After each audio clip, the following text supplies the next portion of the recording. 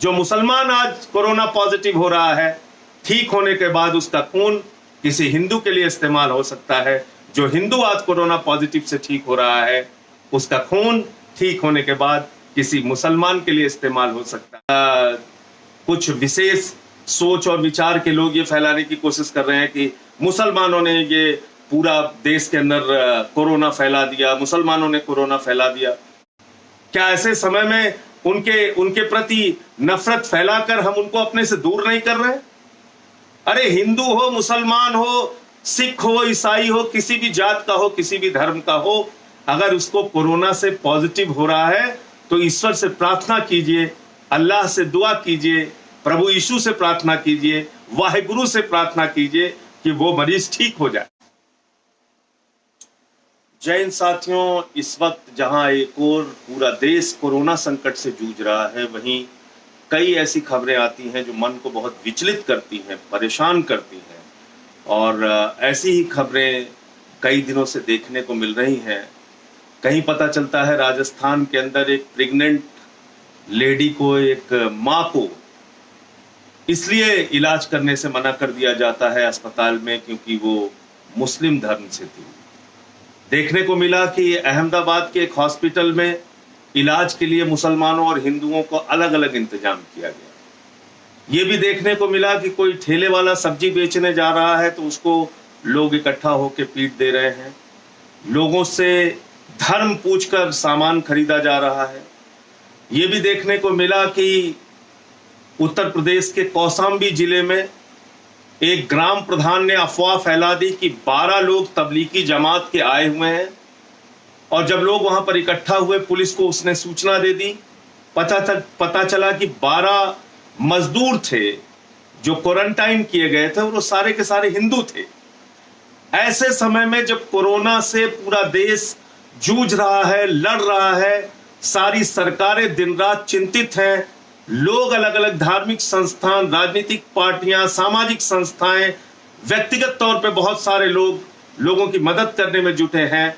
ये भी खबरें देखने को मिलती हैं कि कभी मुरादाबाद में डॉक्टरों पे हमला हो जाता है, कभी इंदौर में डॉक्टरों पे हमला हो जाता है, कभी पंजाब के अंदर एक पुलिस अधिकारी का हाथ काट लिया जाता है।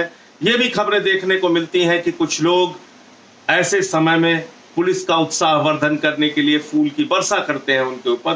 तो नफरत की भी खबरें, मोहब्बत की भी खबरें, मदद की भी खबरें, दुर्भावना की भी खबरें, ये तमाम सब कुछ देखने को मिल रहा है।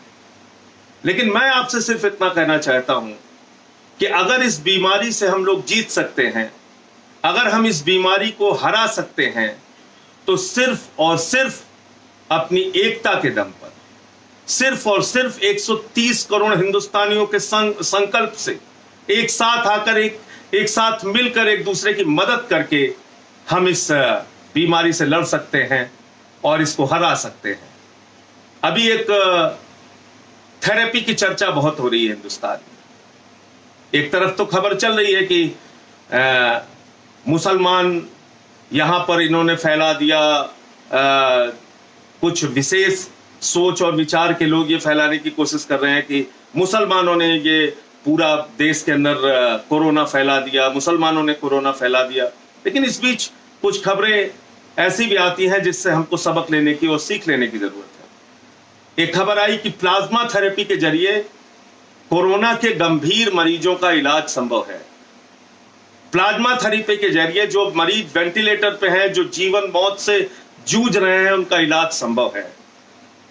और दिल्ली के मैक्स हेल्थ क्लिनिक में, मैक्स हेल्थ केयर में, वहां के डॉक्टर हैं सुधी बुधिराजा, उन्होंने इस थेरेपी से एक मरीज का इलाज शुरू किया।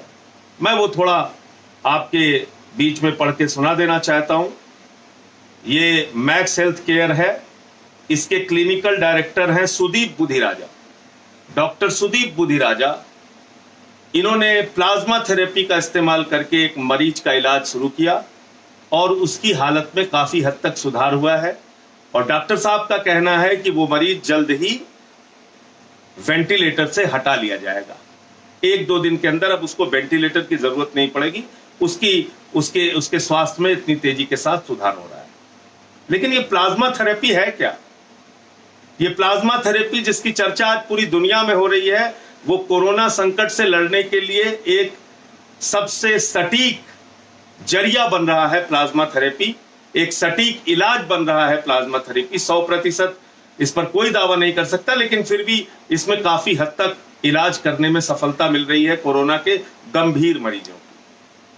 प्लाज्मा थेरेपी के जरिए गंभीर से गंभीर मरीजों का इलाज शुरू होगा और वो ठीक किए जा सकते हैं, ऐसा डॉक्टरों का दावा है। प्लाज्मा थेरेपी वो है कि अगर कोई व्यक्ति कोरोना संक्रमण से ग्रसित हो जाता है, अगर कोई व्यक्ति कोरोना का पॉजिटिव हो जाता है, अगर किसी व्यक्ति को कोरोना हो जाता है, उसके बाद अगर वो ठीक हो जाता है इलाज के बाद, तो उसके जरिए उसके शरीर में एक एंटीबॉडी डेवलप होता है, उसके शरीर के अंदर एक एंटीबॉडी डेवलप होता है। और अगर कोरोना से संक्रमित व्यक्ति जो ठीक हो चुका है, उसका ब्लड निकालकर किसी गंभीर मरीज को उसका प्लाज्मा चढ़ाया जाए, उसका प्लाज्मा ट्रांसफर किया जाए, तो वो मरीज ठीक हो सकता है। यानी आप समझ गए, अगर कोई कोरोना पॉजिटिव का केस है, वो ठीक हो चुका है, तो उसके शरीर का ब्लड लेके उससे प्लाज्मा निकालकर अगर किसी गंभीर कोरोना के मरीज को ट्रांसफर किया जाता है, तो वो ठीक हो सकता है, उसका इलाज संभव है, उसके स्वास्थ्य में तेजी से बदलाव आ सकता है। ये अब तक के मेडिकल साइंस के जरिए ये बातें निकल कर आई। तो आप कल्पना कीजिए कि पूरे देश में जो पॉजिटिव केसेस हो रहे हैं, जो लोग अफवाह फैलाते हैं, अगर उनकी भी बात मान लिया जाए कि मुसलमानों के ज्यादा पॉजिटिव केसेस हो रहे हैं, अगर वो पॉजिटिव केसेस ठीक होते हैं, उनके खून की जरूरत पड़ेगी और उन्हीं के खून से दूसरे मरीजों का इलाज संभव हो पाएगा, क्या ऐसे समय में उनके प्रति नफरत फैलाना कोई अच्छी बात है? क्या ऐसे समय में उनके प्रति नफरत फैलाकर हम उनको अपने से दूर नहीं कर रहे? अरे हिंदू हो, मुसलमान हो, सिख हो, ईसाई हो, किसी भी जात का हो, किसी भी धर्म का हो, अगर उसको कोरोना से पॉजिटिव हो रहा है, तो ईश्वर से प्रार्थना कीजिए, अल्लाह से दुआ कीजिए, प्रभु यीशु से प्रार्थना कीजिए, वाहिगुरु से प्रार्थना कीजिए कि वो मरीज ठीक हो जाए। अगर वो मरीज ठीक हो सकता है, अगर वो मरीज इलाज के जरिए ठीक होगा, तो कहीं ना कहीं उसके ब्लड का उपयोग, उसके खून का उपयोग किसी दूसरे गंभीर मरीज के इलाज में किया जा सकता है, प्लाज्मा थेरेपी के माध्यम से, प्लाज्मा थेरेपी के जरिए।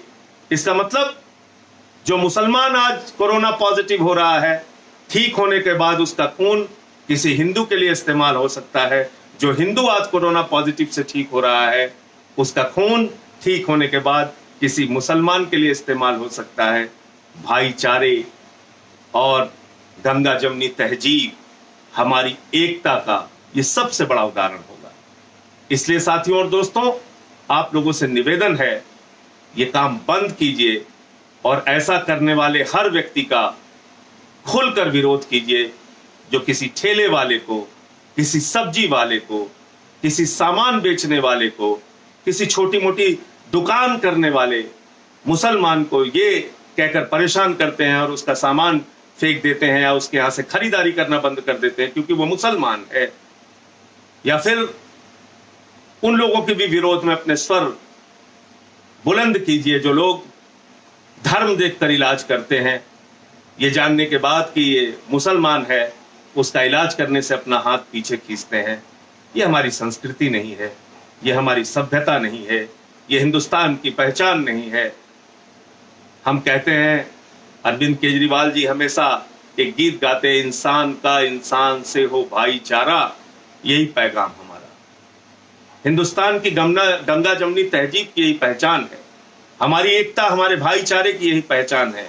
हिंदू धर्म जो वसुधैव कुटुंबकम की बात कहता है पूरा विश्व हमारा परिवार है, ये हमारे हिंदू धर्म की भी पहचान है। हम सबको अपने परिवार का एक सदस्य मानते हैं।